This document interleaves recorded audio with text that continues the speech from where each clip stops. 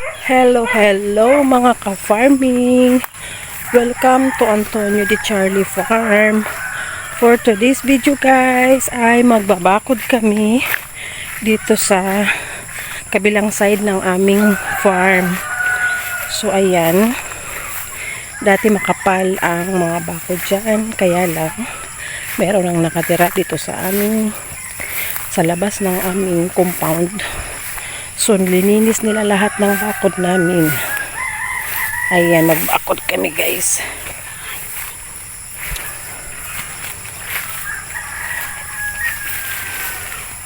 Kaya mo maglusot ya. Ayan, ayan pala may daanan malaki oh.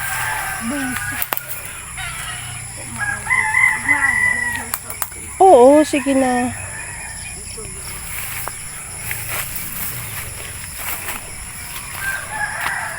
Ganda ka. Sira yung mga ano eh. Kailangan na lang ayusin. Dapat yan ilagay sa taas.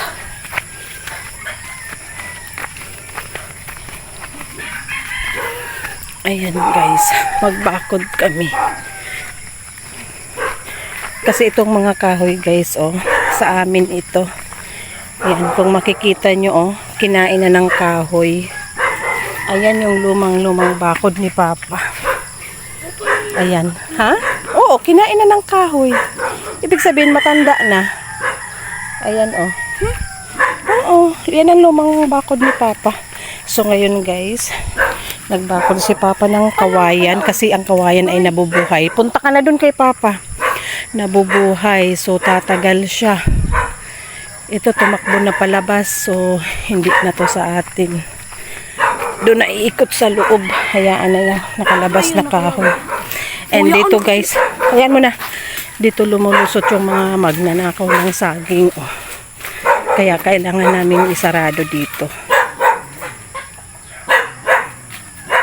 Ayan guys. Magbakod. Kasama si Kuya Romel. Oh!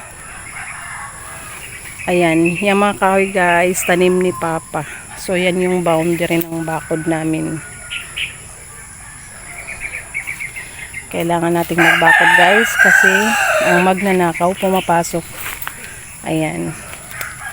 Ubos ang saging dito sa bandang ito. Tapos yung basura, ayan, tinatapon sa aming bakod. Ayan, kainito nung nagbunga, naubos lang ng tagalabas. Ang natira sa amin 3 piraso. So, ganun. Kailangan isarado na talaga na walang silang malusutan. Choy! Choy! Doon oh, yung bagong tanim na sitaw oh. Choy! Doon oh, may bagong tanim na sitaw. Bantayan mo ang manok kasi tinutuka yung mga tumubo na. Ayan guys, linalapat pa lang yung hog wire. Then, gagamitan natin siya ng tire wire para maitali yan dyan sa mga kahoy. Ayan, yung mga kahoy guys ay matagal ng tanim ni Papa. Ayan, dati kasi nung may irrigation dito, ito ay palayan. Nung wala ng irrigation, nasira na, kaya siya naging upland. And ito na, ang tanim ay mga gulay na. And hanggang sa tumagal, dumami na yung mga ano dito, bahay. Kaya hindi na talaga siya hindi na siya palayan, naging ano na siya, upland.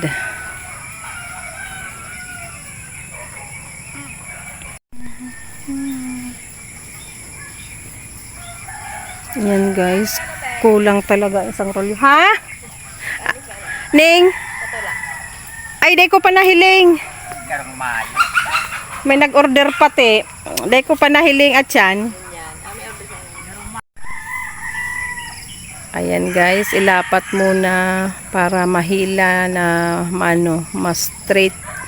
Then, itatali sa mga kahoy. Ba't ka naman taas-taas ng damit? Pasaway ito. Kailan ako nag-video, saka naman nagtaas ng damit.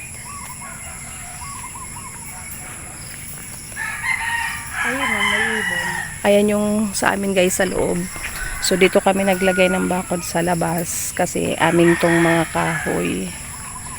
Meron na kasing nagbahay dito sa katabi namin. And akala nila sa lolo nila tong bakod. So pinagpuputol nila yung kahoy. Dati ang kapal-kapal dito, oh. Hindi mo makita yung kabila.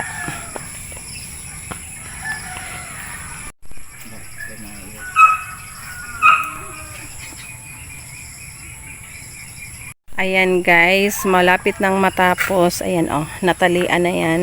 And lapat na sa mga kahoy. So magdadagdag pa ako ng tire wire. 1 kilo lang yan nabili ko. Kulang pala. So another 1 kilo para lahat yan maitali sa bawat kahoy. Makadikit sa mga kahoy. Bibili pa ako ng mga tire wire or pwedeng pako na maliit.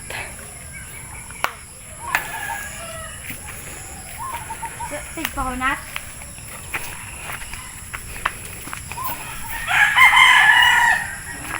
Ayan guys, tapos na kaming magbakod. Ayan, 1 rolyo ito guys. So ito lang yung inabot. Dun sa kabila ay bibili pa ng pang another 1 rolyo para doon sa bandang taas. So ito muna.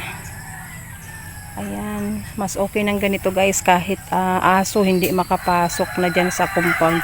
Ayan ang sa amin guys sa loob. So dito kami naglagay ng bakod sa labas ng kahoy kasi amin itong mga kahoy. Kami, si Papa ang nagtanim. Ayan, papakita ko yung ebidensya guys ng tagal, dekada ng tinanim.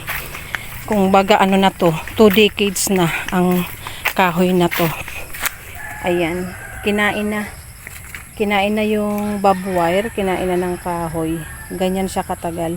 Nung binakod ito guys ay dalaga pa ako.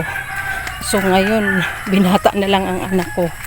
Yan ang ebidensya, yung kahoy ang ebidensya na matagal na itong bakod namin na to.